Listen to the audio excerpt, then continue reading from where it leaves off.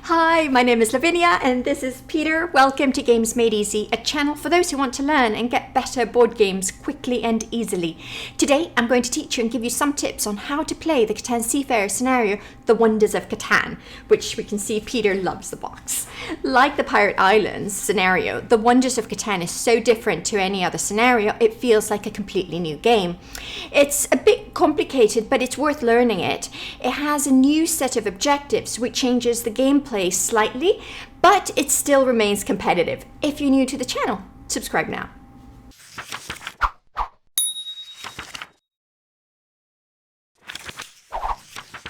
Before we start, if you're not familiar with the Catan base game or Seafarers, have a look at the videos where I explain them both.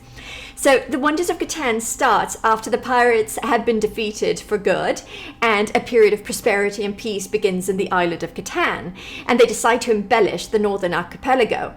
Discovered last, it is graced with magnificent buildings in praise of Catan. Soon this turns into a competition to become the first to complete a wonder. You will play pretty much like any Catan game. You build up production on the main island, but the main goal is not just to make points. To win this game, you will need a wonder. There are two ways to win. One, you complete your wonder, and two, you score 10 points and you have a wonder in hand, even if it's not completed. Now, let's have a look at the setup for a 3 to 4 player game. So in addition to the standard components of the Seafarers game, you will also need to copy and print these 5 wonders. You also need to get some tokens to mark these locations here and here. And you build the main island with the deserts in the south here. And for this game, the desert is called the wasteland. To build the main island, you can either copy the map from the rules or rearrange the terrain type and numbers on the main island for more variety. Just make sure you do not place any red numbers next to the desert and that you keep the small islands as shown here. You place the marker tokens on the map as shown in the rules, like we've done here and here.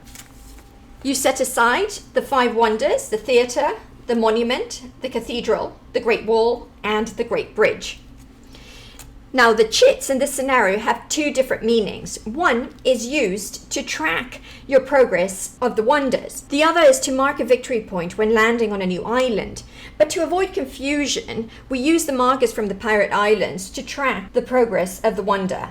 You place the robber in one of the desert hexes and the pirate does not place in this scenario. Now you can start playing the game. Remember to place the first 2 settlements and roads like in the Catan base game. And remember you can only place them on the main island, not the 2 smaller islands, or on the brown or purple squares. To get the next 8 points, you can build settlements, you can build cities, you can go for the longest road, the largest army, like a normal Catan game. And like in many Seafarer scenarios, you can get 1 extra point the first time you build a settlement on one of the islands. It doesn't matter if other players were there before you, just place a Catan chit under the settlement to keep track. You can score 1 extra point for each island, so it's a total of 2 points. The main difference and the most exciting part in this scenario are the wonders. Remember that to win, you need to have at least started a wonder, so they are essential. So to start building a wonder, you will need to meet its requirements, and they're all different for each wonder. So let's take the Great Bridge. Here, you would need to have a settlement in either side of the strait, so either here or here. For the theatre, you would have to have 2 cities, and for the monument, you would have to have a city at a harbour with a trade route of 5, either ships or roads, but it has to be continuous. So for example, this here would not work. And for the cathedral, you would have to have a city and 6 victory points.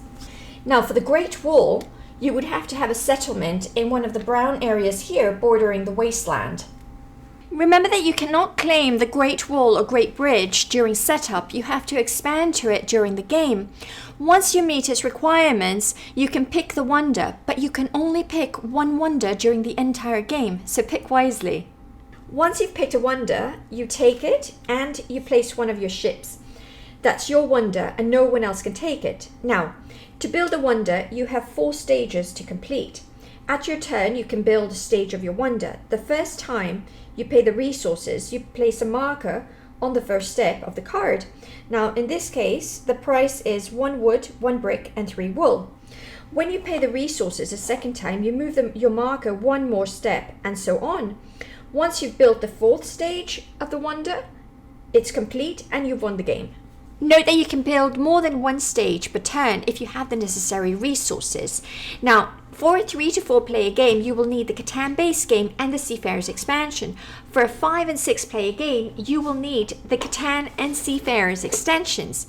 There are some slight variations on a 5 to 6 player game. The map is only slightly different. There's one more brown location as the wasteland is bigger.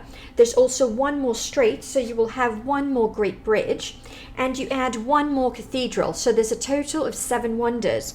Don't forget to add the development cards needed to build a 5-6 player deck with all the additional cards.